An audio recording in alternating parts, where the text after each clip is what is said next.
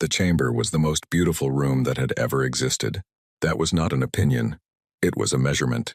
The Galactic Conclave's main hall had been built over 400 years by 47 different species working in shifts, each adding what their civilization considered sacred architecture. The result was something that should not have worked. Too many styles, too many materials, too many ideas about what beauty meant, but it did work, in the way that impossible things sometimes do. The ceiling was 300 meters high and made of something the Vethkai called sky glass, which let in filtered light from the system's star in colors that shifted by the hour. Right now, in the early session, it was a deep amber. By midday it would turn blue. The floor was polished black stone that reflected everything above it, like a still lake. 214 species sat in curved rows that circled the central speaking platform. Some sat in chairs. Some stood in tanks of water. Some clung to the walls with appendages that had no human name. Some breathed filtered air through masks. Some needed nothing but the room itself. 40 billion screens across the galaxy were live. This was the moment. Everyone knew it was the moment. 200 years of Earth sending messages into the dark, then learning the dark was full and listening, then the slow and painful work of being accepted, being laughed at, being tested, being doubted, and finally being called to the table. Amara Ose walked to the central platform. She was 63 years old. Her hair was silver white and cut close to her head. She wore a dark blue suit that she had bought in Accra 11 years ago, and kept for exactly this occasion. Her shoes were sensible. She was not a woman who made decisions about shoes twice. She carried no notes. She had given 40,000 speeches in her life. She did not need notes. The chamber went quiet. Not the polite quiet of an audience settling. The total quiet of 214 species deciding together. In that same instant, that silence was the correct response to what they were watching. Amara Ose looked out at the room. She smiled. It was not a political smile. It was not a diplomat's tool. It was the smile of a woman who had been told no so many times that yes had become the most extraordinary word in any language, and she was standing inside a yes, the size of the galaxy. She opened her mouth. "My name," she said, "is Amara Ose. I am from a planet called Earth, and I am here because my people refused." She stopped. She listed to the left, just slightly, like a building that has lost one support beam and hasn't decided yet whether to fall. Then she was on the ground. No one moved for 2 seconds. The kind of 2 seconds that last the rest of your life. Then everyone moved at once. Vareth of the Kethero was sitting in the observer gallery, 40 meters above the main floor, when it happened. He had a clear view. He was a careful observer by training and by nature, and in the first 2 seconds, in the 2 seconds when everyone else was processing and not yet responding, he watched. He watched the Vethkai delegate. The Vethkai delegate's name was Sovrath. He was tall, blue-gray skinned, and wore the formal robes of his empire's diplomatic corps. He had delivered the ceremonial greeting breath cloud when Ose arrived at the platform standard Vethkai protocol, considered an honor. In those 2 seconds, Sovrath's expression was not shocked. It was satisfied. Vareth had spent 90 years studying species. He knew what satisfaction looked like across 300 different faces, bodies, and biological architectures. He picked up his recording device and noted the time. Then he noted what he had seen. Then he sat very still and thought about what it meant. He had read humanity's file. He had read every species file. It was his job. Humanity's file was interesting, unusually aggressive history, unusually fast technological development, unusual capacity for what their own psychologists called group cohesion under threat. That last part had been flagged by several Kethara analysts as worth monitoring. Vareth looked down at the chamber floor, where Amara Ose lay surrounded by medical teams doing things that would not help. He thought about worth monitoring. He thought it might be the most wrong phrase he had ever filed away. Daofam was 31 years old and had been Earth's attaché to the Conclave for 3 years. His job was to stand behind the Secretary General and look professional and hand her things when she needed them. He had nothing to hand her now. He stood 6 meters from where she had fallen. His feet had moved him there without his permission. He could see her face. Her eyes were open, and she was looking at the ceiling, at the amber light coming through the sky glass.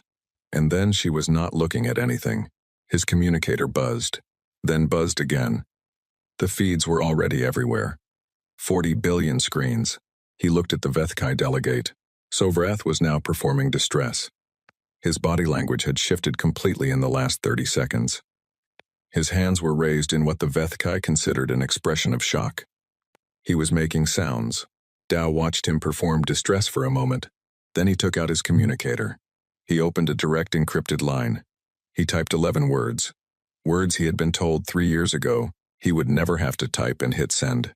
Then he closed the communicator, put it in his pocket, and stood quietly while the chamber collapsed into chaos around him. His face did nothing. The Vethkai had a word, Kethsol, that translated roughly as diplomatic correction. It had no real match in any human language, which the Vethkai had always considered a gap in human development. The concept was this: when a voice in the galactic conversation became too loud, too fast, too disruptive to the existing order, the established powers had the right, even the duty, to silence it. Not through war, which was messy and expensive and attracted too much attention. Through precision. The Vethkai had performed Kethsol 14 times in 3 centuries. The target species always responded the same way. Grief. Then anger. Then a formal grievance filed through conclave channels. Then years of lobbying for sanctions. Then slow, painful acceptance that the galaxy was old and complex and the powerful moved as they wished. It always ended the same way. The biotoxin in Sovrath's breath cloud had been developed over 8 years, built specifically for human biology.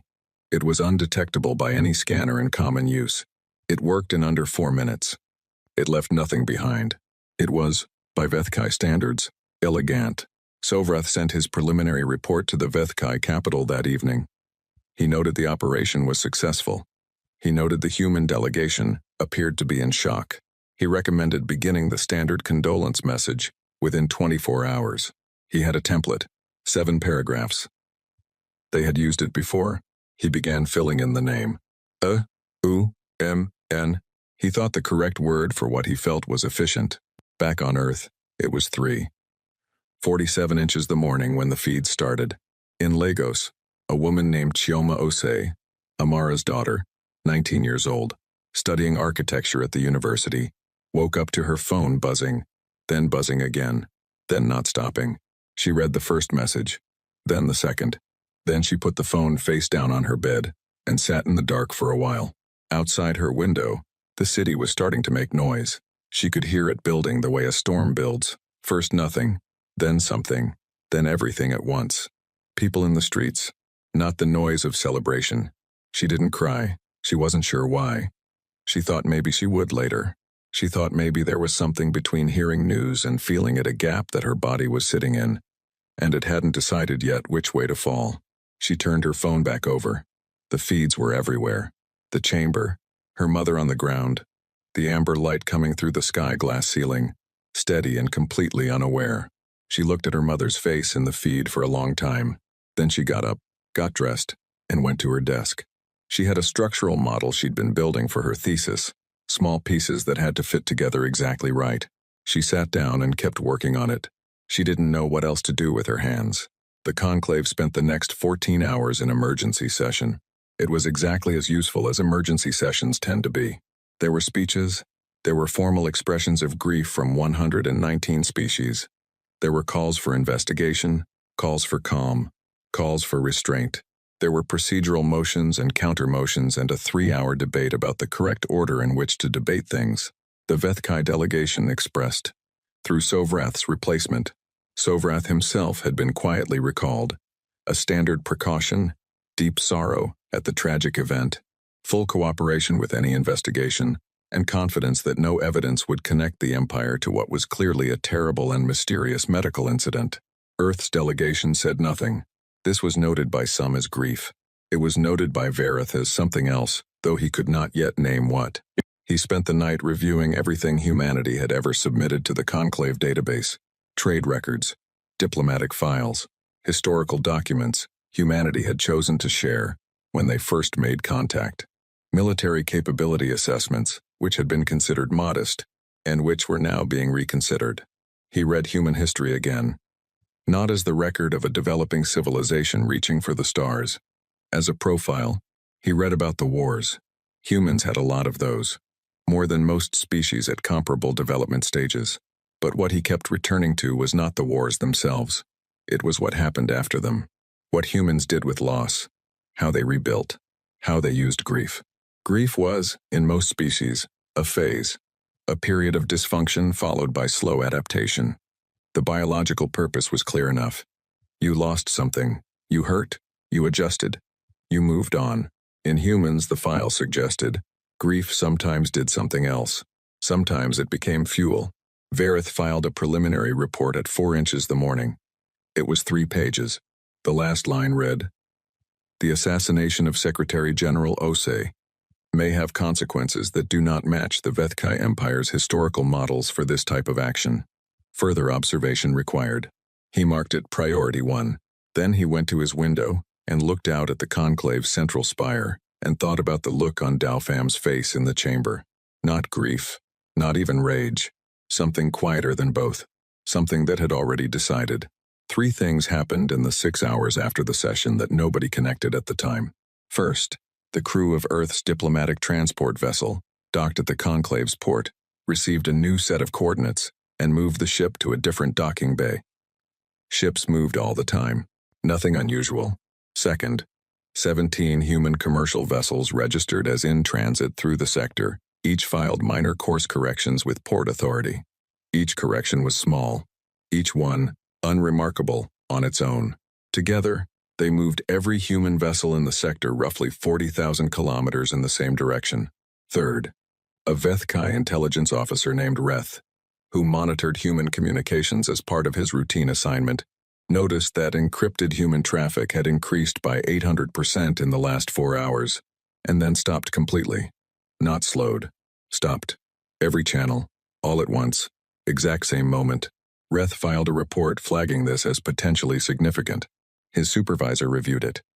He noted that grief responses in communal species often included communication surges followed by collective silence. He filed it under behavioral. He went to lunch. Amara Osei's body was prepared for transport home according to Earth's request. The conclave's medical staff noted that the cause of death was a fast-acting compound consistent with environmental toxins, but could not be more specifically identified. This conclusion was recorded in the official report. It was the kind of conclusion reached when the people writing it are looking carefully at the evidence and carefully away from the answer. The Vethkai condolence message was finalized and transmitted to Earth's conclave address at 6 inches the evening. 7 paragraphs. Precise and perfectly meaningless. It expressed sorrow, solidarity, and hope for the future of the galactic community. It was received. It was logged. It was never answered. Daofam booked a seat on a civilian transport back to Earth. The next morning, he packed 1 bag. Before he left his quarters, he sat at his desk for a moment and wrote a formal resignation letter and submitted it to the Secretary General's office, the office that would now need a new title, a new name, a new person. He stood up and picked up his bag. On the desk, he had left a small framed photograph. It was from 3 years ago, when he had first arrived at the conclave. Amara Osei was standing next to him in the frame, and she was laughing at something outside the shot. He didn't remember what she had been laughing at. He wished he did. He left the photograph on the desk. He walked out without looking back. At the port, waiting for his transport, he sat in a gray plastic chair and watched the feeds on the wall screen. The conclave was still in session, still talking. 119 species expressing grief in 119 different formal registers. He watched them talk for a while. Then he took out his communicator and checked one specific, encrypted inbox. 1 message. Received. Read. Acknowledged. 11 words. He put the communicator away and leaned back in the gray plastic chair and closed his eyes. The galaxy kept talking. It did not yet know that no one was listening anymore. Verith of the Cathara was still awake when Daofam's transport left the port. He watched the ship's running lights disappear into the departure lane from his window. He thought about the empty chair on the central platform, which had been draped in black cloth by conclave staff as a gesture of respect and which would be replaced before the next session. He thought about Sovrath's face in those first 2 seconds. He thought about the 11-word message his intelligence colleagues had intercepted and failed to decode and filed as encrypted personal communication, low priority. He thought about human history. about what grief sometimes became. He opened a new field report. He typed one line: "Watch everything. Note everything. Do not assume you understand what you are watching." He saved it. Then he sat in his chair by the window in the dark and waited to see what the silence would become. He didn't have to wait long. 40 billion screens had carried the ceremony live. Now they carried the aftermath. The speeches, the grief, the procedures, the careful political language of an ancient institution managing a crisis it believed it had seen before. But on a small blue-green planet, in the third system of a minor arm of the galaxy, in 100 cities and 10,000 living rooms, and a university room in Lagos, where a 19-year-old architecture student sat building a structural model with careful hands. The screens were also watched, and humanity was very, very quiet. The kind of quiet that has already made up its mind. The silence started small. One communication channel going quiet was nothing. Two was a coincidence. But by the time the Galactic Conclave's communication logs showed that every single human channel, diplomatic, commercial, personal, emergency, had gone dark at exactly the same moment, it was too late to call it a coincidence. It was 9:14 a.m., Conclave Standard Time, 72 hours after Amara Osi had fallen on the central platform. Every human voice in the galaxy stopped at once, like a held breath, like a door closing very quietly so as not to wake anyone up. The Conclave's communication office sent 3 inquiry signals to Earth's official channels. Standard protocol: when a member civilization went silent. The signals were received, the automated logs confirmed receipt, but no one responded. They sent 3 more. Nothing. The Vethkai diplomatic office, which had been monitoring human communications carefully since the incident, noted the silence in their daily report and attached a cultural analysis from their xenopsychology division. The analysis was 6 pages long. It explained, in careful academic language, that mass communication shutdown was a documented grief behavior in social species with high emotional interdependence. The humans, the report suggested, were mourning, collectively. They would emerge from the silence within a week, probably disorganized and emotionally raw, which would make them easier to manage during the coming grievance process. The report was distributed to 12 Vethkai intelligence offices. It was wrong about almost everything. Yusuf Crane had been asleep when his communicator went off. He was a man who slept 4 hours a night by choice and considered anything more to be time stolen from useful thinking. So the fact that the call woke him at 2 a.m. meant it arrived in one of those 4 hours. He answered it on the first buzz. The person on the other end was not anyone he expected. He recognized the voice immediately. He had heard it 3 times in his career, always when the world had tilted in some irreversible direction. The voice spoke for 40 seconds. Crane listened. When the voice finished, Crane said, "Noted." He ended the call. He sat on the edge of his bed in the dark for a moment. He was 53 years old, built like a man who had spent 20 years doing physical work, and another 20 years doing work that was harder, with a face that gave away exactly nothing, and had been that way so long, he had forgotten it was ever different. He stood up, got dressed, went to his desk and opened a sealed channel. Over the next 4 hours, he made 22 calls. Each call was short. Most of them were under 2 minutes. He gave instructions the way a person gives instructions, when they have already thought through every version of the conversation and know exactly which words to use. When he was done, he closed the channel. He poured himself a cup of coffee, black, no ceremony, and stood by his window, looking out at the pre-dawn dark, and thought about what he had just set in motion. He did not feel good about it. He did not feel bad about it. He felt the particular steadiness of a person who has been handed a task that is completely clear and is now focused entirely on doing it. He finished the coffee. He went back to work. The United Nations Security Council convened an emergency session at 8 a.m.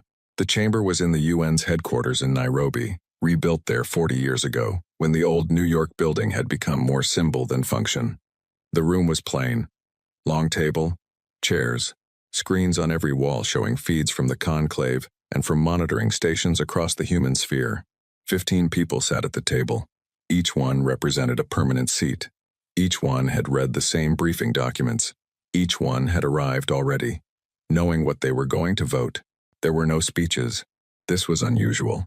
Security Council sessions were built for speeches, for position statements and careful language, and the kind of diplomatic precision that could mean three different things, depending on who was listening.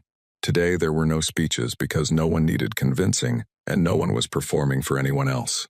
The chair asked if there was discussion. No one spoke. The chair called the vote. 15 hands. 15 ayes. Unanimous. The quiet resolution passed at 8:23 a.m. It was 11 words long. It was never read into any public record. It was never declassified. It was transmitted on a single, encrypted line to one recipient. Admiral Yusuf Crane read it. He had already received it 2 hours before the vote, from the call at 2 a.m., but the formal transmission made it real in a different way. He read it twice. Noted, he said, to the empty room. He began issuing orders. At the conclave, the silence was being discussed in 3 separate emergency subcommittees simultaneously.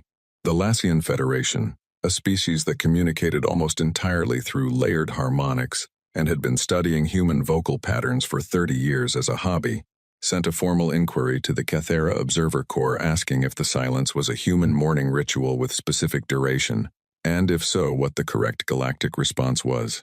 Verath of the Cathara replied that he did not currently have sufficient data to characterize the silence as ritual behavior.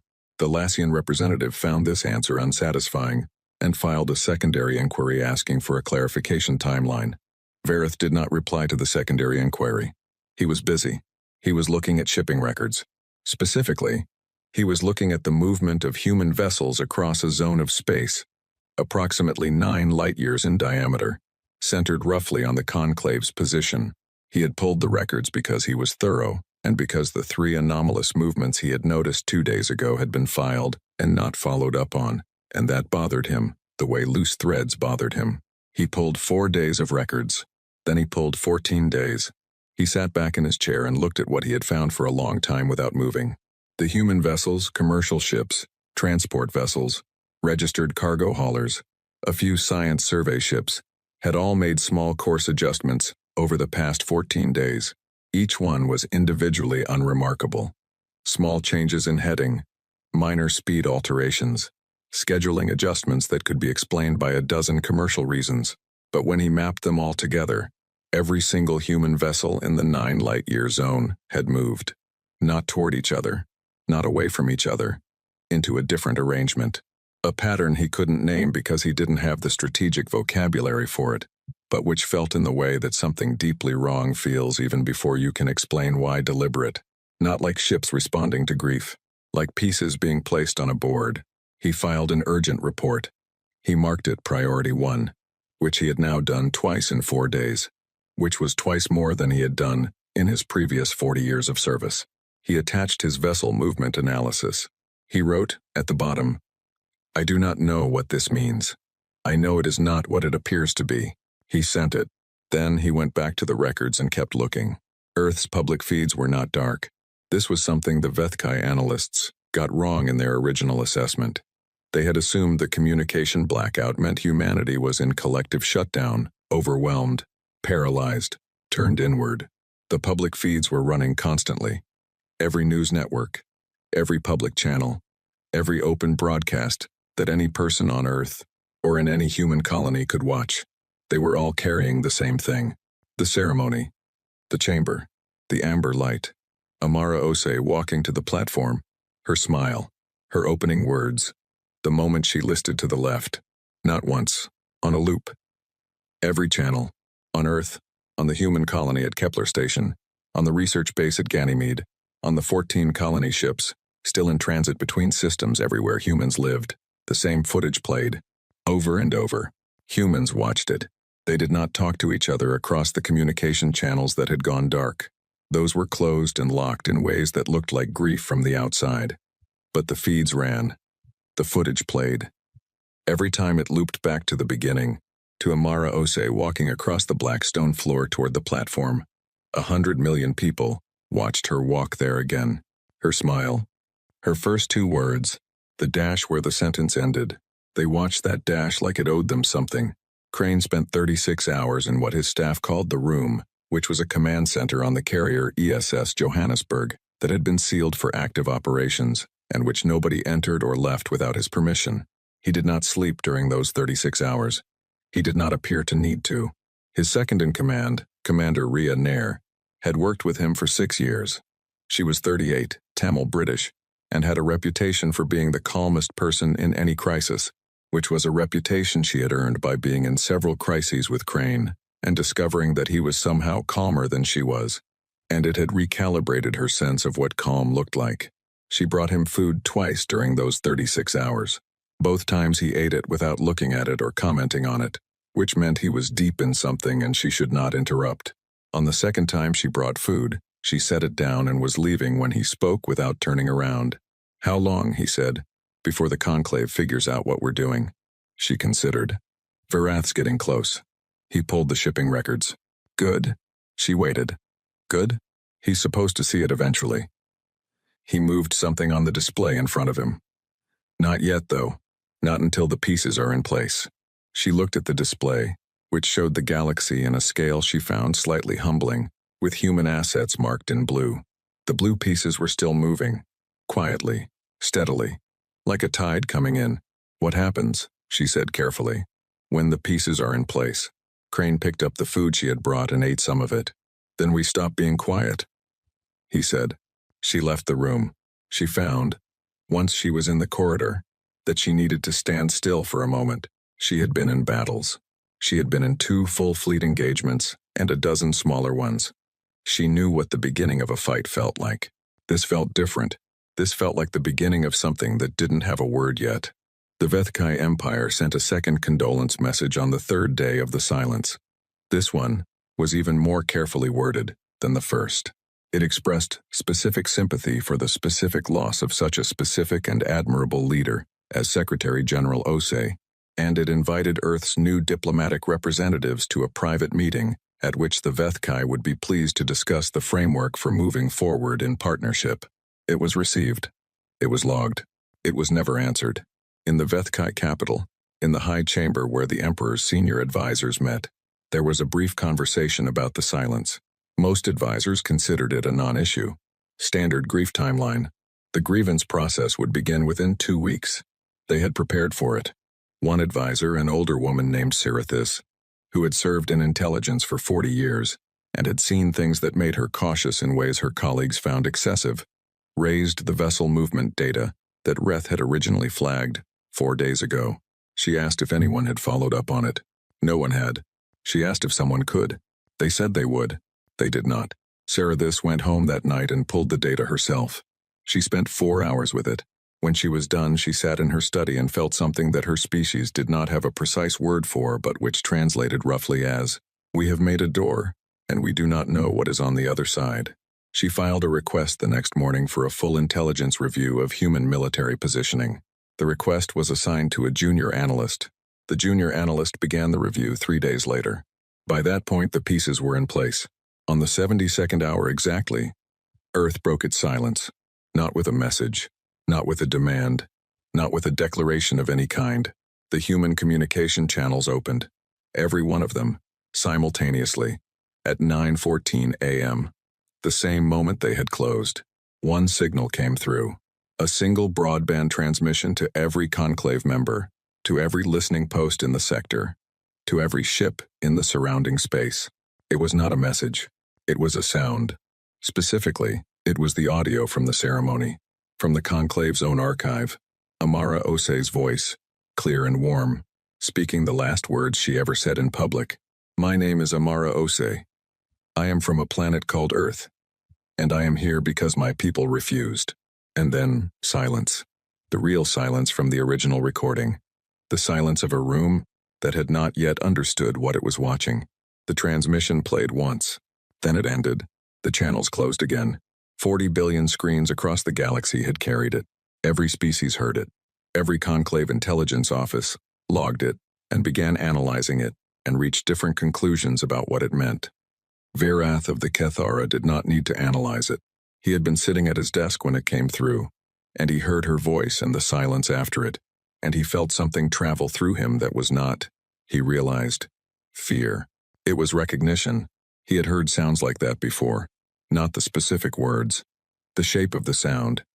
He had heard it in the vocalizations of certain predator species, When they were done calculating and had begun, he immediately opened a new report and began typing. It was the longest report he had filed in his career.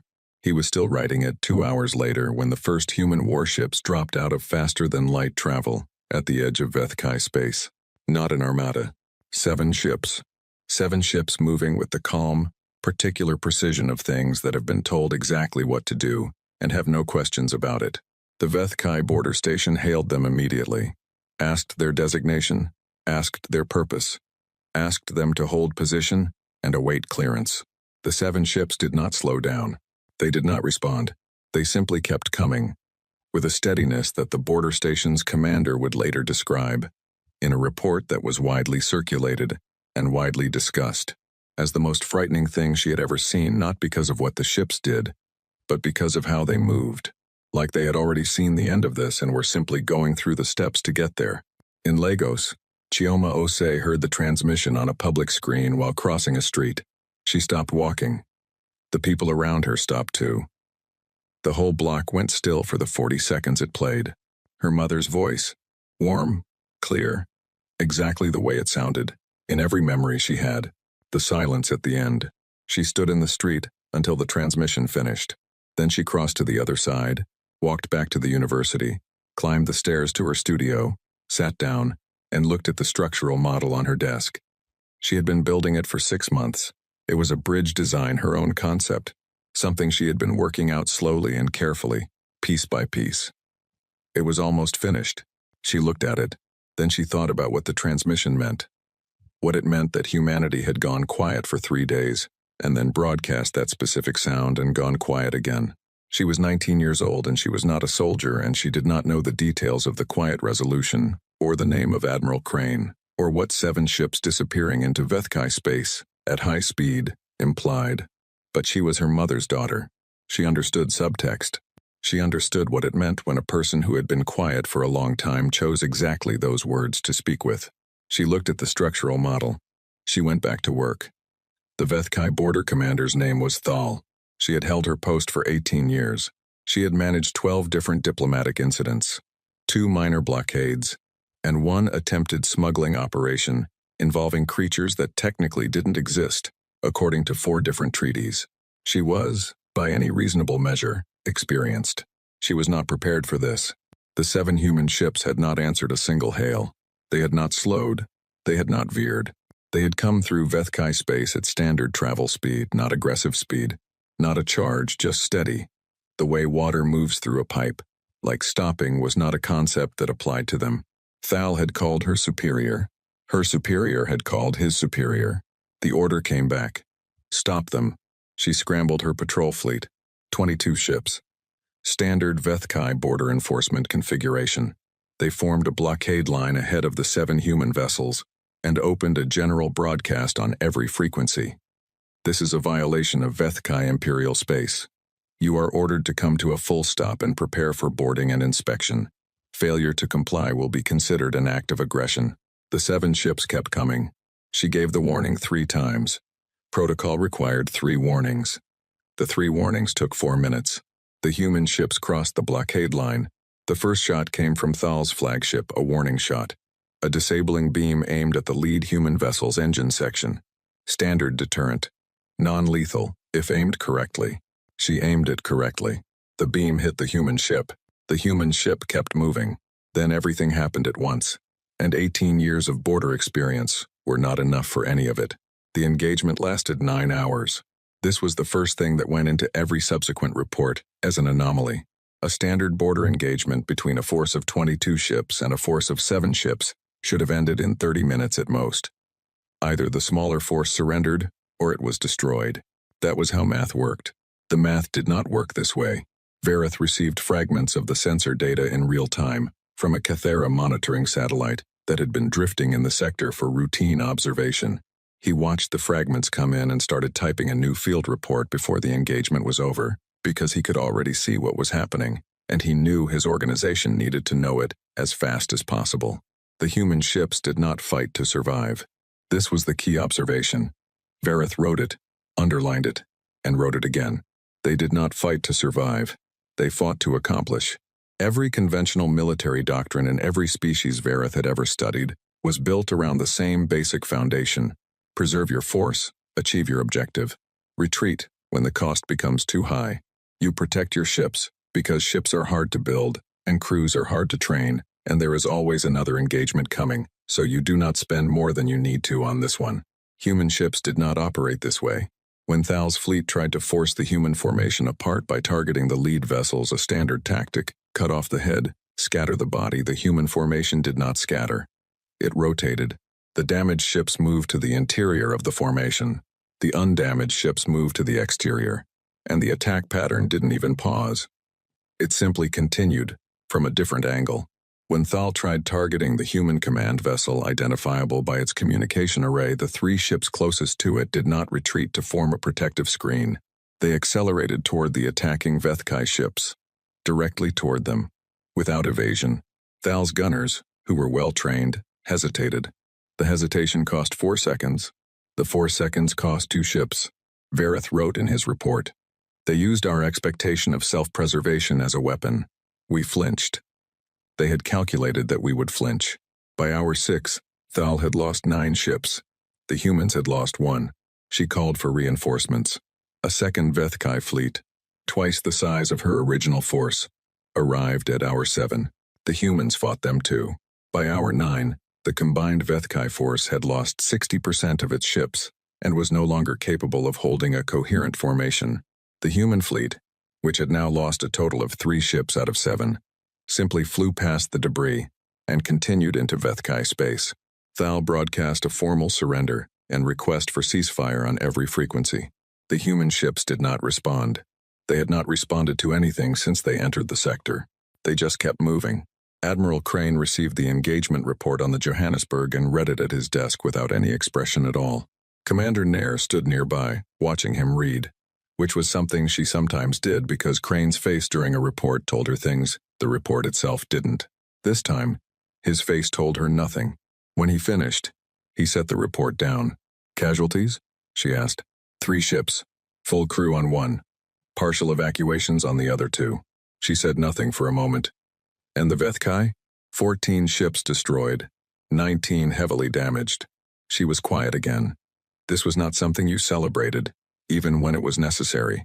The weight of it was the weight of it. The second fleet arrives at the home system perimeter in 6 hours, Crane said. And the lockdown teams? Already in position.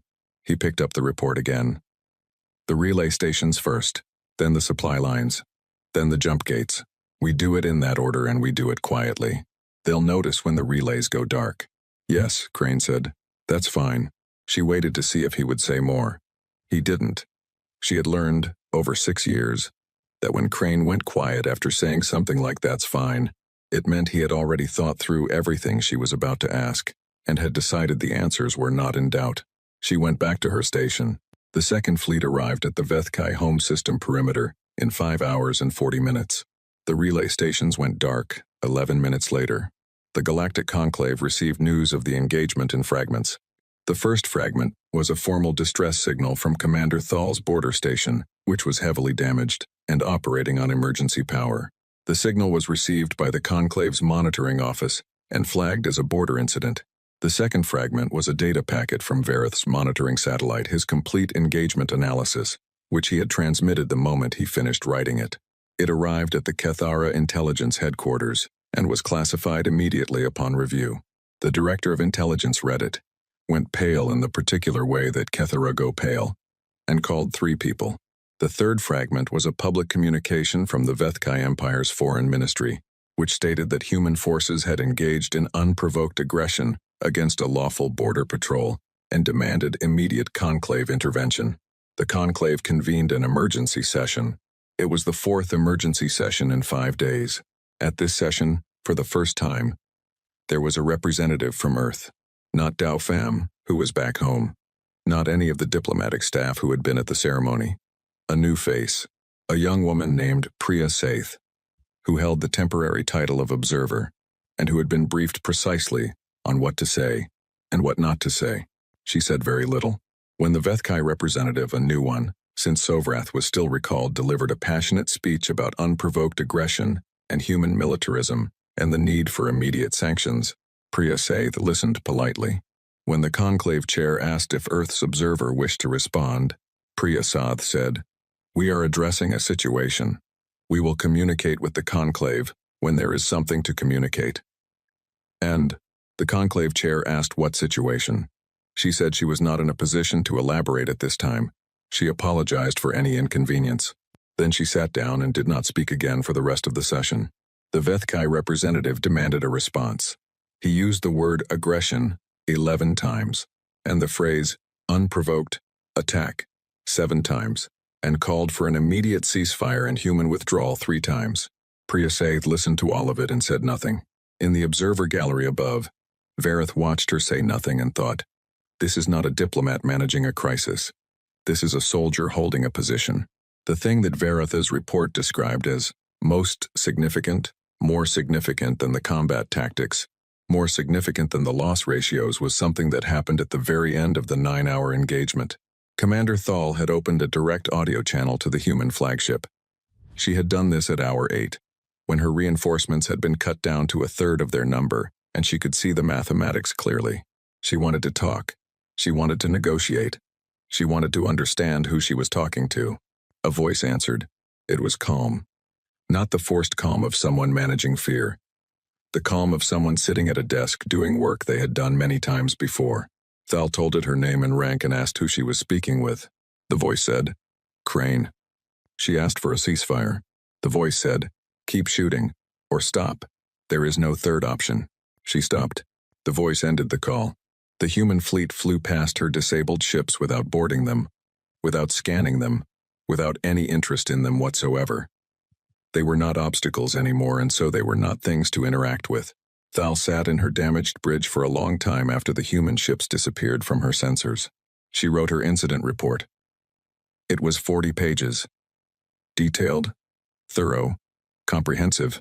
The last paragraph read, "I have reviewed 14 years of border incident documentation. I have reviewed the records of every significant military engagement in this sector over the past century. I do not have a category for what I observed today. The human force did not fight like a force trying to win. They fought like a force that had already won and was performing the remaining steps as a formality. I do not know how to convey how different this is from everything I have been trained to understand about conflict. I am including this note because I believe it is the most important thing in this report, and I am not sure how to say it more clearly than this. On Earth, the feeds showed very little. The conclave's emergency sessions were broadcast, and humans watched them. The Vethkai representatives' speeches were translated and carried on every network. The diplomatic language of unprovoked aggression and international law, and the framework of civilized galactic society, was translated accurately. Humans watched it. They did not comment very much on any of it. This was, several alien observers stationed on Earth noted in their own reports, also unusual. Humans had a well-documented tendency toward vocal public opinion on every subject. Social media networks on every human platform were some of the most active communication systems in the known galaxy. Humans argued about everything, constantly, loudly, at length. Those networks were not quiet. But they were not arguing. They were sharing the footage of the ceremony. Over and over.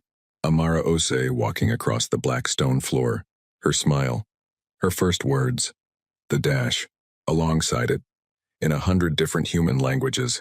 One phrase repeated so many times that 3 different xenolinguistics teams flagged it as potentially a formal declaration of some kind and asked their translation departments to clarify. The phrase was, "We remember." It was not a declaration. It was not a slogan. It had not been organized or promoted by any government or institution.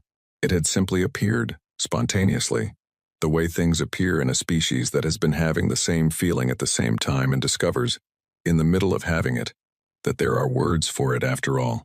We remember. The translation departments confirmed it meant exactly what it appeared to mean. They filed their assessments.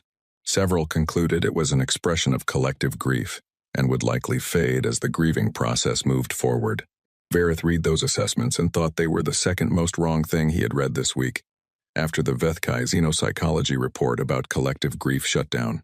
He was beginning to understand something about humanity that none of the files had quite captured. They did not use memory to hold on to the past. They used it to aim. In the Vethkai capital, the Emperor's court was in crisis. The relay stations in the outer systems had gone dark. Supply ships coming from 3 directions had stopped arriving, not attacked, simply unable to move through space, where the jump routes had been locked by systems. No Vethkai codebreaker had been able to open. The home system's long-range communication array, which connected the capital to 38 colonies, had gone silent. They were not under attack. There were no human ships in their home system. There were no explosions, no blockading fleets, no visible military presence of any kind. They were simply increasingly alone. Sarathis, the intelligence advisor who had tried to flag the vessel movements weeks ago, sat in the emergency council session and said nothing, while her colleagues debated the situation in increasingly loud terms. She had tried. She had filed the request. She was past the point where saying "I told you so" had any value.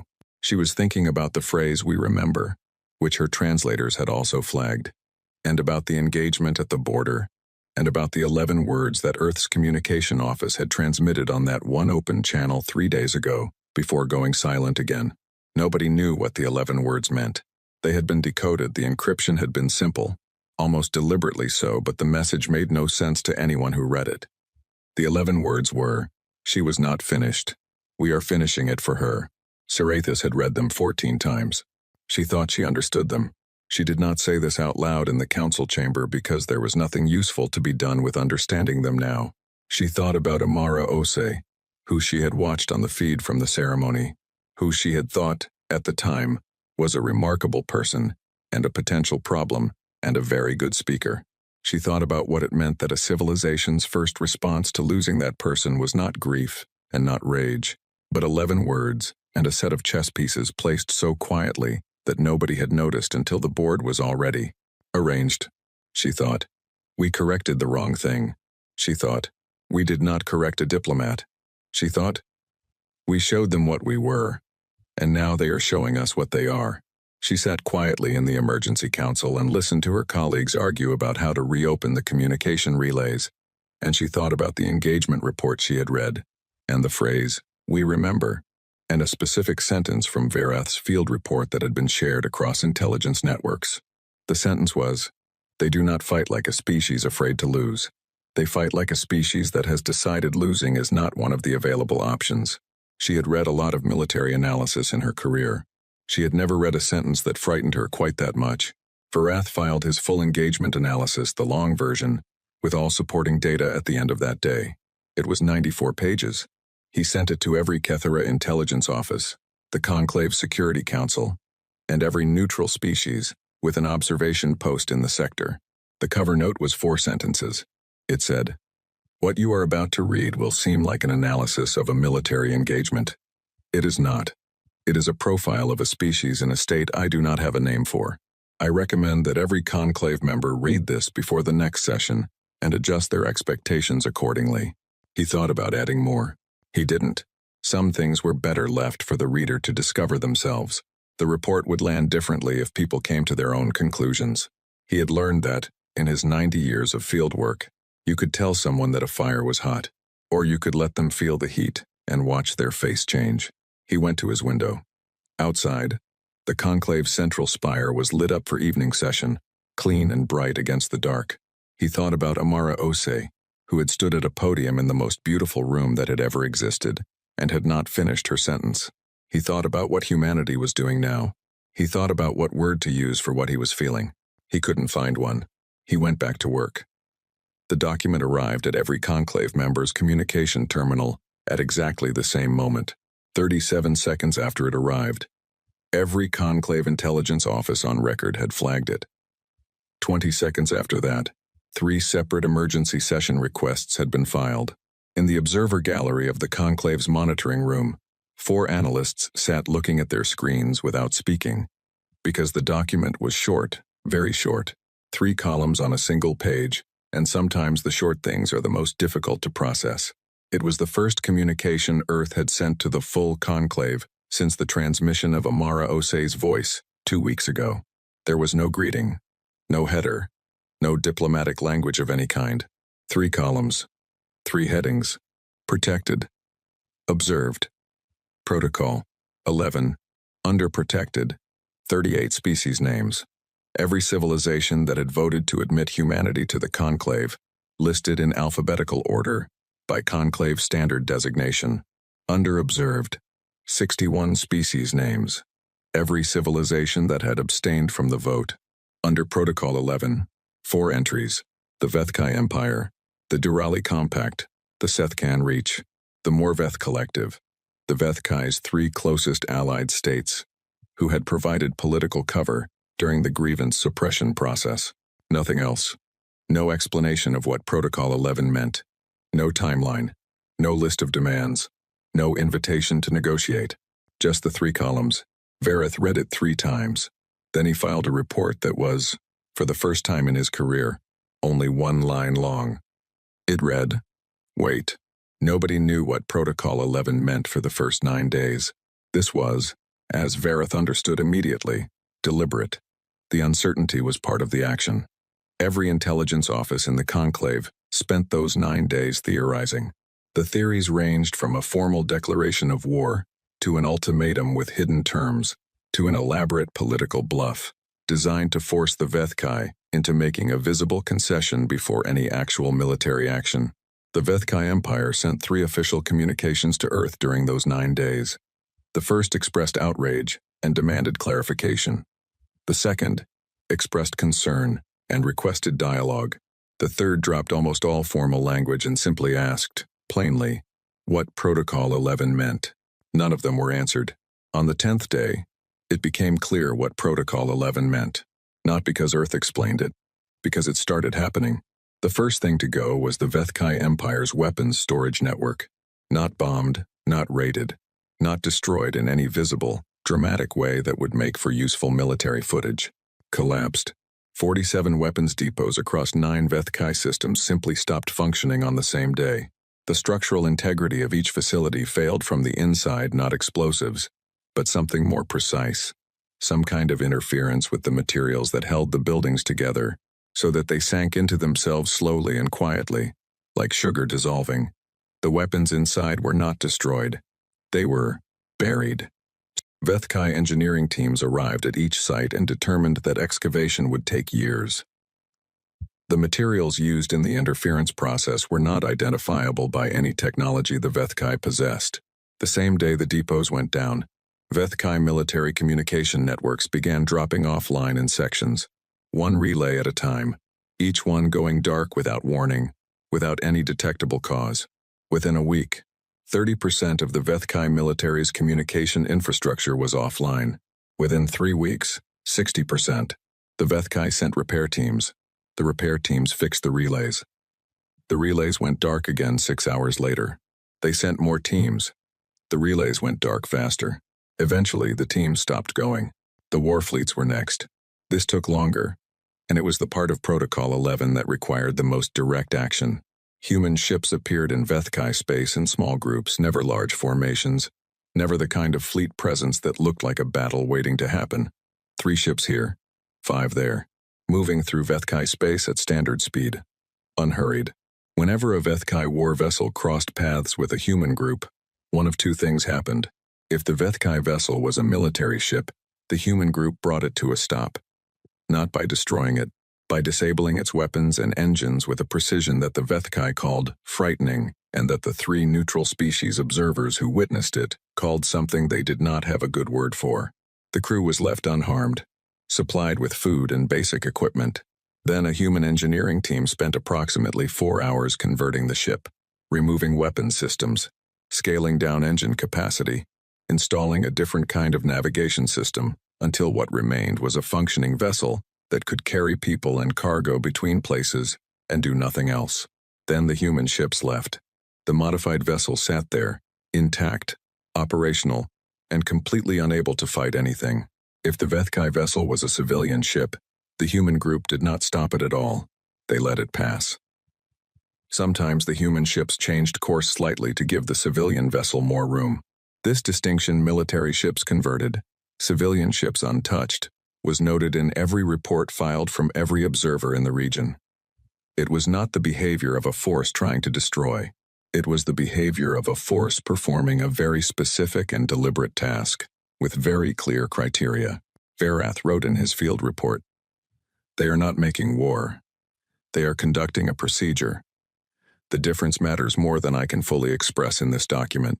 The Dura Ali Compact, which had been the most vocal of the three allied states in providing political support for the Vethkai Empire's position after the assassination, received their version of Protocol 11 6 weeks in. It was slightly different from the Vethkai's, calibrated to what the Durali had specifically done. The Durali had not planned or executed the assassination. They had voted to suppress Earth's original petition for an investigation. They had used their conclave seat to run interference. They had written 4 official documents, calling the incident a tragic accident. Their weapons were not touched. Instead, every Durali financial institution that had trade relationships with the Vethkai found those relationships terminated in a way that was technically legal, according to 7 different conclave commerce treaties, but that rendered the relationships impossible to reconstruct for a minimum of 14 years. The Durali economy, which depended heavily on Vethkai trade routes, contracted by 30% in 2 months. No human ship ever entered Durali space. No human representative ever contacted Durali leadership. The Durali simply found that everything they had built with the Vethkai had stopped working, and that the mechanisms for rebuilding it were unavailable, and that the conclave treaty frameworks that should have protected them had been examined by human legal teams who had found 17 specific provisions that, read correctly, allowed exactly what was happening. The Durali ambassador to the conclave requested an emergency session and gave a speech about the violation of sovereign economic rights. Priya Sath, still holding her observer chair, listened politely. She did not respond. The Emperor of the Vethkai Empire sent a formal surrender communication to Admiral Crane on day 47. It was a long document, detailed. It laid out, carefully and completely, the full terms of capitulation the Vethkai were prepared to accept. It included acknowledgement of wrongdoing, offers of reparation, proposals for war crimes tribunals, offers to hand over Sovrath, and every other individual involved in planning the assassination, and a request for immediate ceasefire and negotiation. It was thorough. It was, by every conventional standard of diplomatic surrender, complete. Crane read the whole thing. He put it on his desk. He picked up his communicator and opened a direct channel to the Vethkai capital. The Emperor's senior advisor answered immediately. He had clearly been sitting next to the communication terminal waiting. Crane said, "I received your communication." The advisor said they were grateful and asked when negotiations could begin. Crane said, "You misunderstand the situation." The advisor asked what he meant. Crane said, "You sent a surrender. We are not at war with you. Wars end. We are correcting you. The correction will take as long as it takes. The advisor was quiet for a moment. Then he asked what humanity wanted, what the specific terms were, what conditions would end the correction. Crane said, "When the correction is complete, it will be complete. You will be able to tell the difference." The advisor asked, with careful phrasing, if there was anything the Empire could do to accelerate the process. Crane said, "Stop building weapons. Stop suppressing species smaller than you. Stop performing Kethsol and calling it diplomacy." The advisor started to say something about the complexity of interstellar governance and long-standing imperial policy. Crane ended the call. The Emperor sent the surrender communication again the next day, slightly modified. It was received, logged, and not answered. He sent it again 3 days later. Crane's response was one word, noted. He sent it 6 more times over the following 2 weeks. Each time, the response was the same single word. On the 18th attempt, Crane's full response was, noted. Stop. The Emperor stopped. In the conclave observer gallery, Verath had been watching all of this unfold and had been writing about it continuously for 6 weeks. His reports had grown longer and then shorter again, which was not a direction they usually traveled. He had started with comprehensive analysis and slowly moved toward the kind of notes a person writes when they are trying to understand something that keeps outrunning their vocabulary. His latest report was 7 pages. 6 of those pages were data, vessel movements, economic impact assessments, the status of each protocol, 11 action and its effects. The 7th page was different. He had titled it, Observations. Then crossed out the title. Then written it again. It said, "There is something I have been trying to describe for 6 weeks that I have not yet found the right words for. I will try again here. Every civilization I have studied in 90 years of fieldwork uses force as a means of expression. We fight because we want something, and fighting is how we take it. Or we fight because we are afraid of something, and fighting is how we stop being afraid. Or we fight because we are angry, and fighting is how anger moves through a body large enough to have warships. Humanity is doing something different. They are not trying to take anything. The Vethkai's territory, resources, and population are completely untouched beyond the specific corrections. They are not demonstrating power for its own sake. There are no speeches, no victory broadcasts, no flag planting. They are not punishing in the way that punishment usually looks, where the goal is suffering as a signal. They are building something. It is being built very carefully, with very specific materials, and when it is finished it will be exactly what they intended, and nothing extra. I believe the word for this is architecture. I believe grief, when it is long enough and cold enough and controlled enough, stops being grief and becomes architecture. I believe Amara Ose would have hated this, and I believe they know that. And I believe they are doing it anyway because there are situations where the person you're doing something for would hate it, and you do it anyway because the alternative is doing nothing, and doing nothing is not available. I am not sure this is a useful observation for an intelligence report. I am including it because I think it is true. On Earth, Chioma Ose had started following the feeds more closely. She was still at university.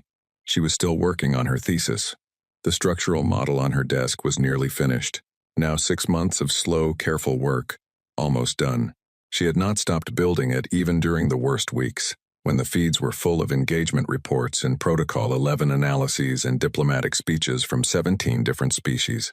She had watched all of it with the particular attention of someone who is looking for one specific thing. She had not found it yet. What she had found, watching the feeds, was that the galaxy was scared. This was interesting. The conclave members who were protected were mostly quiet and watchful. The ones who were observed were extremely careful about what they said publicly. Several of them had quietly submitted new requests to review their abstention votes, asking if the record could be amended, which the conclave's procedural office was carefully not answering. The Vethkai were reduced and humbled, and the Emperor's face on the public feed looked like a man who had reached for something without checking whether his hand would fit in the space, and had found, too late, that it would not. All of this Chioma watched. She was watching for something else. She found it on a Thursday afternoon, in a small news segment from a colony world called Kepler Station, one of humanity's earliest off-world settlements. Mostly scientists and their families. 300,000 people living in pressurized habitats around a cold blue star. The segment was not about Protocol 11. It was about a school. Specifically, a school on Kepler Station had renamed its central hall after Amara Ose. The renaming ceremony was small, no officials, no speeches, just the school's teachers and children gathered in the hall, which now had a plaque on the wall with her name and, underneath it, the beginning of her last sentence. Not the whole sentence, just the beginning of it. I am from a planet called Earth, and I am here because my people refused. And then the dash. The plaque had the dash. It had been deliberately included. The stonecutter, interviewed afterward, said the family of the teacher, who designed the plaque, had asked specifically that the dash be there, because that was where she had been stopped, and they were not going to smooth it over. Chioma watched the segment twice.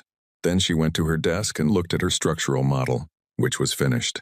She had finished it without realizing, sometime in the last few days. While she was watching feeds and thinking about other things, she looked at it for a long time. It was a bridge, her own design, something she had been developing for months. But looking at it now, in the quiet of her room, she understood for the first time what she had actually been building. It didn't look like a bridge you crossed. It looked like something that held two things together so they couldn't be pulled apart. She thought about her mother. She thought about 11 words and 7 ships, and Protocol 11, and the plaque with the dash in a school hall on a cold colony world. She thought, this is not over. Not because there is still fighting, because we will not let it be over, because we remember, because that is what we are. She put the model carefully in a case. She went to bed. She did not cry. She still had not cried. She wasn't sure anymore if she was going to. She thought that maybe the grief had gone somewhere else. Into her hands. Into the work. Into all of it. She thought her mother might have understood that. She closed her eyes and listened to the city outside her window. Somewhere out in the galaxy, the correction continued. Steady, deliberate, patient, built to last. The chair was still there. Someone had tried to move it. 3 days before the conclave reconvened, the facilities team had sent a junior staff member to the central platform to do the standard reset. Clear the space. Replace the speaker's arrangement. Prepare the chamber for the new session. Standard procedure. The black cloth had been on the chair for 4 months. The chair needed to be removed, cleaned, reassigned. The junior staff member had touched the chair. Then he had stopped. He wasn't sure why. He stood there for a moment with his hands on the back of the chair, and something about the moment made his hands stop working. He was a young Lassian, 22 years old, who had worked facilities at the conclave for 8 months and had been in the chamber hundreds of times, and had never felt it watch him back before. He let go of the chair. He went to his supervisor and said that the chair by the speaking platform, the one with the black cloth, he wasn't certain it should be moved. His supervisor looked at him for a moment. Then she went to look at the chair herself. She stood there for a while. Then she sent a note to the session planning office asking for clarification on the disposition of the chair in question. The session planning office sent the note to the conclave administration. The administration sent it to the Secretary General's coordinating office. 3 days of notes traveling through every appropriate channel. The answer that came back was short and had no clear author. It said, "Leave it." So it stayed, polished. The name newly engraved on the back, Amara Ose, Secretary General, Earth in every language she had spoken, which was 6. The black cloth removed, the chair simply present, empty, at the head of the table, in the position it had been placed for a ceremony 4 months ago and had never been moved from since. The session began at 9 a.m. The chamber filled slowly. 214 species, the same as before, though several had new representatives since the previous full session. The sky glass above was different today, the stars' light coming through in a pale silver rather than amber, the kind of light that felt like early winter. The Vethkai delegation came in last. They were smaller than before, 4 representatives instead of 12. They wore no decorative robes, which in Vethkai culture was the equivalent of arriving with empty hands, a deliberate display of diminished standing. They found their seats and sat down without speaking to anyone. The 3 allied states, the Durali, the Sethkan, the Morveth, sat in their places, quieter than they had ever been at a conclave session. The Durali representative, who had given a 14-minute speech about economic sovereignty 6 months ago, looked at the floor. The human delegation entered, not Priya Sath this time. She was in the gallery, in a non-speaking role. The delegation was led by a man nobody in the chamber had seen before.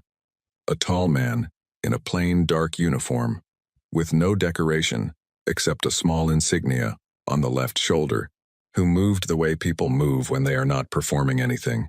Yusuf Crane sat down, 1 seat to the left of Amara Ose's chair. He did not look at the chair. Not because it caused him difficulty, because he already knew it was there. Vareth, in the observer gallery, watched him sit down and felt the chamber change around him, not dramatically. The temperature didn't shift. No one made a sound, but something in the room reorganized itself, like furniture quietly moving at night, subtle, undeniable, and permanent. The session was called to order. The chair of the conclave, a Lassian elder named Sorval, who had held the position for 30 years and who had seen many things that he had thought were the strangest things he would ever see, all of which now occupied lower positions on that list, addressed the room. He said that the conclave was meeting today for the first time in full session since what he carefully called the events of 4 months ago. He said that the purpose of today's session was to hear a communication from Earth's delegation and to discuss the path forward. He said he hoped the discussion would be orderly and that he appreciated everyone's attendance. He said all of this with the dignity that 30 years in his position had given him, and only Varath, who had known Sorval for 20 of those years, could see in the set of his shoulders that he was not sure what was about to happen and was not at all certain that orderly was still an available option. He invited Earth's representative to address the chamber. Crane stood up. He was not a speaker. This was clear from the first moment. He did not move his hands. He did not use the vocal shaping techniques that made galactic addresses carry. He spoke in standard conclave trade language, which he spoke competently and without elegance. And he did not seem to care that this was less impressive than it could have been. He said, "My name is Yusuf Crane. I'm here on behalf of Earth. We have a document we'd like to table." He sat down. An aide distributed the document. It was 11 pages long. The first 9 pages were consequences, not laws, not rights frameworks, not the elaborate procedural architecture that the conclave had spent 4 centuries building and which produced, on average, 3 new sub-frameworks per year that each required their own sub-frameworks to interpret. Consequences: specific, graduated, non-negotiable, written in language so plain that it required no legal team to interpret and no committee to explain. If a conclave member attempted to assassinate the representative of another member, these specific things will happen, in this specific order, with no exceptions, enforced by Earth. If a conclave member suppressed another member's petition by illegal means, these specific things will happen. If a conclave member engaged in what the document termed dominant species predation, using size, power, or age to control smaller civilizations through force or threat, these specific things will happen. Each set of consequences was calibrated, proportional to the action, not designed to destroy but to correct. Specific enough that they described not just what would happen but how it would happen, and how long it would take, and what the exit conditions were. The chamber read it in silence. Verath read it in the gallery, and thought about the word he had used in his report. Architecture. He had been right. This was what they had been building for 4 months. It was not a weapon. It was a structure, like a wall built around something precious. Not to trap it, but to define the space where it was safe. The 10th page was a guarantee. 1 paragraph. Short. Earth committed to non-aggression toward any conclave member not subject to a consequence protocol. Earth committed to responding when asked to enforce consequence protocols. Earth committed to withdrawing from active enforcement the moment each correction was complete. Earth committed to minding its own affairs. The paragraph ended, "We are not here to run the galaxy. We are here to make sure no one else does either." Page 11 was blank. Completely. Not a header, not a line, just white space. Crane, when the murmuring in the chamber reached a level he decided warranted addressing, spoke again without standing up. He said, "That's for whatever you want to add. This is your conclave. We wrote the consequences. The rest is yours." The murmuring continued. Several representatives tried to speak simultaneously. The chair recognized them in order. Most of what was said fell into one of 3 categories. Concern about human authority being too broad, concern about human authority not being broad enough, and a very long speech from the Durali representative about the importance of shared governance frameworks that nobody in the chamber appeared to be listening to. The Vethkai delegation said nothing. Crane sat in his chair and let all of it happen around him with the expression of a man who has found a comfortable position and intends to stay in it. When the speaking died down, Sorval called the vote. The charter as tabled. Approve or reject. 201 ayes. 0 nays. 13 abstentions. Crane looked at the 13 abstentions on the tally board. His expression did not change. He reached into the breast pocket of his uniform and took out a small card and wrote something on it and gave it to his aide. The aide later said the card had 13 names on it, in Crane's handwriting, and the word "noted" underneath them all. After the session, the chamber slowly emptied. Delegations filed out in their various ways. Some spoke to each other. Some avoided each other.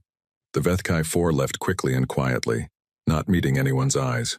The Durali representative lingered and tried to speak to Priyasada, who was polite and brief and gave him nothing useful. Verath came down from the gallery. He had been trying for 4 months to get an interview with Crane. He had filed the request 3 times through proper channels. He had been told, politely, each time, that Admiral Crane's schedule was restricted. He had accepted this because it was true, and because Verath had not lived 90 years by failing to recognize when a door was not open. Today, in the corridor outside the main chamber, the door was open. He saw Crane standing by a window, alone, looking out at the conclave's exterior grounds. His aide was 20 meters away, giving him space. Verath walked over and stood beside him. Crane looked at him. "You're the Cathera observer." "Verath," Yes. Read your reports. Verith waited a moment. All of them? The useful ones. Crane looked back out the window. The one about architecture. That one. Verith was quiet for a moment. I wasn't sure that was useful. It was accurate, Crane said. Accurate is useful. They stood in silence for a while. Outside, the conclave's grounds were neat and orderly and full of species going about their business. Verath had one question. He had been carrying it for 4 months. He had considered many ways to ask it and had decided, eventually, on the direct one, because he was 90 years old and had very little patience left for indirect. He said, "What do humans want now? From the galaxy? After all of this, what do you do with yourselves?" Crane was quiet for a moment, not the quiet of someone thinking. The quiet of someone who already knows the answer and is deciding whether the person asking has earned it. He said, "We go home. We remember." Verith waited to see if there was more. There wasn't. He thought about those 2 sentences. He thought about Amara Osei and the 11 words and the plaque in the school hall and Protocol 11 and the blank page at the end of an 11-page document. He thought about a grief that had become architecture and an architecture that had become law and a law that was now built into the oldest governing body in the known galaxy. He thought, that is all of it, isn't it? That is the entire thing. In 4 words. We go home. We remember. He said, "That's enough?" Court. Crane looked at him for the first time since they started talking. Really looked. "For now," he said. He picked up his coat from the window ledge, where he had set it while they talked. He walked back toward his aide. He didn't look back. Verith stood at the window for a long time after Crane left. He looked out at the conclave's grounds, which were the same as they had always been. Same paths, same carefully maintained gardens, representing 11 different species' ideas of beauty. Same central spire, catching the pale silver light. Everything looked the same. Nothing was. He thought about writing a report on the conversation. He started it in his head a few times. He couldn't find the framing. Every time he tried to put it into field report language, objective, analytical, structured, the conversation slipped out of that shape and became something else. He gave up on the report. He wrote in his private journal instead. He had kept the journal for 60 years. It was full of things that didn't fit into reports. He wrote, "Today I asked Crane what humans want now. He said they want to go home and remember. I asked if that was enough. He said, for now. I have been thinking about the words for now ever since. I think they mean, we are not finished, not with grief, not with remembering, not with building things out of what we lost. We are just finished with this part. For now.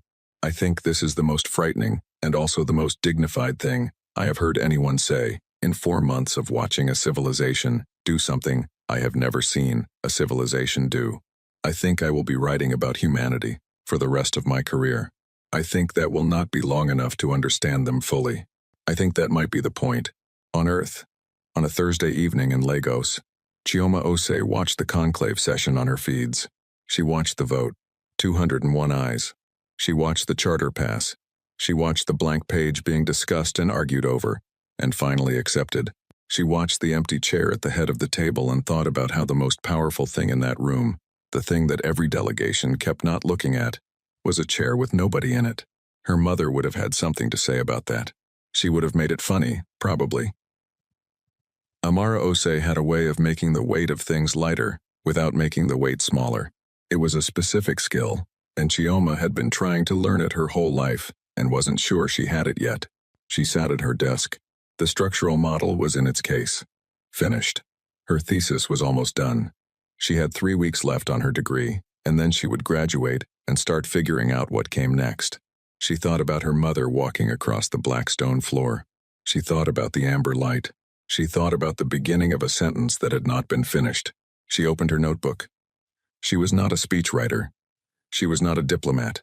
She was an architecture student from Lagos, who was 3 weeks from graduating and had hands that were good, with small, careful pieces. She wrote, in her notebook, the words she had been circling for 4 months without finding. She wrote, "She knew we would. That's why she walked out there. Not because she was sure it would be safe.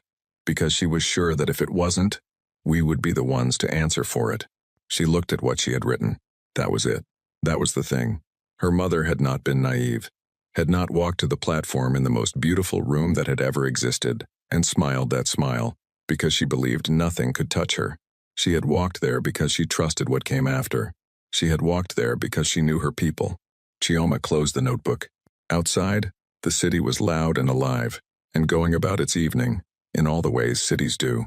Lights coming on, food cooking, voices carrying. Everything ordinary and present. She listened to it. She thought, we remember. We will keep remembering. We will put her name on the wall and leave the dash there and build the things she was building toward and do it all in her name, and that will be enough. Not because it fixes anything, because fixing things was never the point. The point was the refusing. That was what she had been trying to say at the podium. I am here because my people refused. Refused to be smaller, refused to be quiet, refused to accept that the galaxy was something that happened to them, refused to let the sentence stay unfinished. Chioma got up and made dinner. Simple things. Her mother's recipe, she had made it so many times she didn't need to think about the steps. Her hands moved through it the way hands move through something known. She ate at her desk. She watched the last of the feeds. She went to bed, in the most beautiful room that had ever existed. Across the galaxy, in the pale silver light, a chair sat empty at the head of a table where the oldest governing body in known space had just built a new floor on top of itself. The chair was polished. The name was clear. The dash was not there, it was a chair, not a plaque. And dashes do not go on chairs, but it was understood. By every delegation that had sat in that room, by every species that had watched the feeds, by every intelligence office that would file reports about this day for the next 100 years. The sentence was not finished. That was not a tragedy. That was the whole point. Humanity was still speaking. And the galaxy, for the first time in its long and ancient history, was listening.